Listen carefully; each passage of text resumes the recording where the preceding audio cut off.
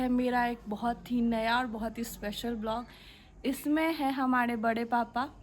मेरे बड़े पापा फ़िलहाल ही कुछ समय पहले आरडीडी के पोस्ट से रिटायर हुए हैं और उनके बाद इनको सुंदरकांड पढ़ने की बहुत रुचि हुई, तो इन्होंने उन्हें उस सुंदरकांड को बहुत गहराई से अध्ययन किया है। तो हम सब जानना चाहेंगे कि चाचा ने क्या पढ़ा, उसमें क्या पाया, क्या समझे। तो हम भी जानना चाहते हैं और हमारी ऑडियंस भी जानना चाहती है। तो आज चाचा की भाषा में सुनते हैं कि उन्होंने क्या समझा, क्या पढ़ा। नमस्कार, मेरा नाम कृष्ण कुमार शर्मा है। मैं क्षेत्रीय शिक्षा उपनिदेशक भागलपुर प्रमंडल भागलपुर के पद से सेवानिवृत्त हुआ हूँ। ऐसे मैं शुरू से ही सुंदरकांड के जानने का, समझने का मैं प्रयास करता रहा। सेवानिवृत्ति के उपरांत मुझे बहुत समय मिला तो मैंने सुंदरकांड को विस्तृत और गहराई से इसके गूढ़ तथ्यों को, गूढ़ार्थ को समझने का मैंने कोशिश किया।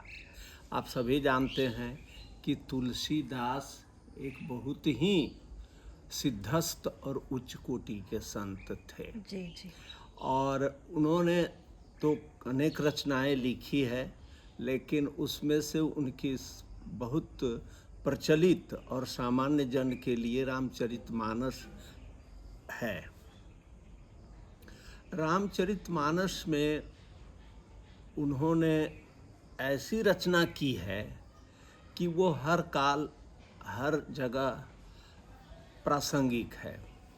तुलसीदास ने जब रामायण लिखी तो वो बहुत मोटा हो गया, तो फिर उनके मन में ऐसा विचार आया कि इतना पढ़ेगा कौन। तब उन्होंने सुंदरकांड लिखा 60 दोहा का, और जिसमें वो वेद, पुराण, उपनिषदों के सभी उपदेशात्मक तथ्यों को जनहित में सरल भाषा में समझाने का भरपूर और सफल प्रयास किया है।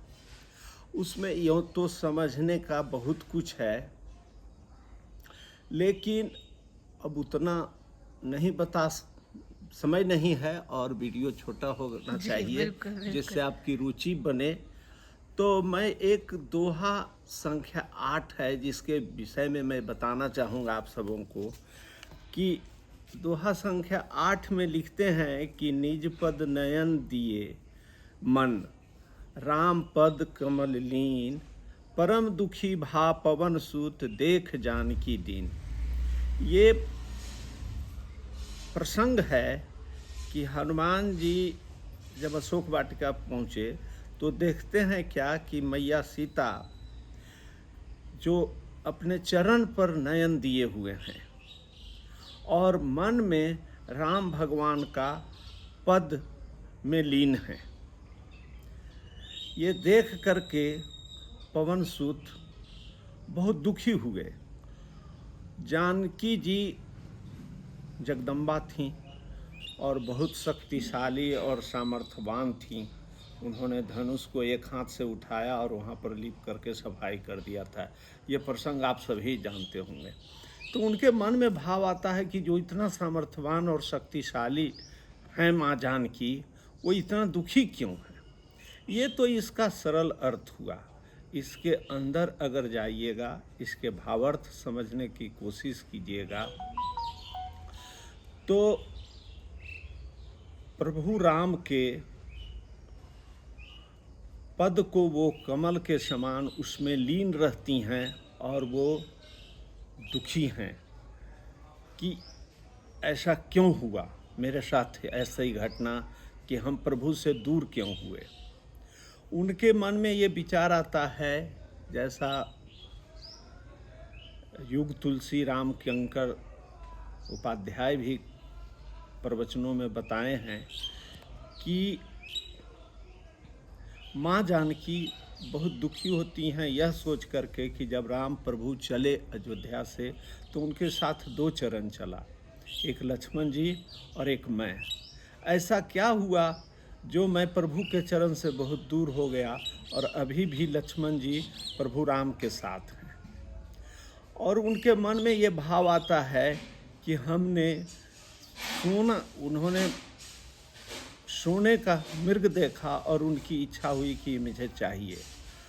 प्रभु राम से वो कह रहे हैं कि हमको ये हिरन चाहिए। राम उनको बार बार समझाते हैं कि ये हिरन जो है सजीव होता है और सोना निर्जीव है। सोना का हिरन नहीं हो सकता है, ये भ्रम है और इस माया में आप मत फंसिए। लेकिन फिर भी उनके जिद के सामने, माँ जानकी के जिद के सामने, वो मन ही मन रामचंद्र सोचते हैं कि आपको तो मैं कहा था ही कि आप अयोध्या में रहिए और माँ पिताजी की सेवा कीजिए, आप यहाँ क्यों आ गए? आपको सोना चाहिए तो ठीक है, मैं सोना लाने जाता हूँ। लेकिन उसी क्रम में रावण ने उनका अपहरण कर लिया, हरण कर लिया। तो ये सोच करके बड़ा दुखी होती हैं कि मेरे मन में जो भोग विलास और माया का जो भाव आया वही हमको दुख में यहाँ पर ला दिया। ये चरण ही है जो लक्ष्मण जी ने लक्ष्मण रेखा खींचा था। अगर मेरा चरण उस लक्ष्मण रेखा के अंदर ही रहता तो ये घटना नहीं घटती। लेकिन वो वहाँ पर मायावश में सोना के वश में चले गए। राम मन में सोचते हैं कि अब तो आपको राम नहीं चाहिए, अब तो आपको सोना चाहिए, तो जाइए सोना के नगरी में रहिए, लंका में रहिए। इसलिए कहने का यहाँ पर भावार्थ यह है कि आप जैसे ही माया के वशीभूत होंगे, जितना माया के अंदर आप जाएंगे उतना ही आप दुखी होंगे। माया में ही जीवन है, यह बात भी सत्य है कि माया जब गृहस्थ आश्रम में है तो बिना माया के तो मेरा एक कदम नहीं चले। लेकिन उसकी एक सीमा निर्धारित करके मनुष्य को जीना चाहिए। ऐसा नहीं है कि माया में हम लिप्त हो जाएं और प्रभु को स्मरण करना, याद करना भूल जाएं। तो मित्रों, इसमें तुलसीदास ने बहुत स्पष्ट शब्दों में संकेत दिया है कि हर पल हर क्षण प्रभु के शरण में रहिए, आप अपना काम कीजिए, मेहनत कीजिए और बाद बाकी भगवान पर छोड़ दीजिए। यह कहने में बहुत आसान लग रहा है, लेकिन इसको करना बहुत कठिन है। लेकिन फिर भी करना चाहिए, इसलिए कि इसी में मेरी और आपकी भलाई है। धन्यवाद।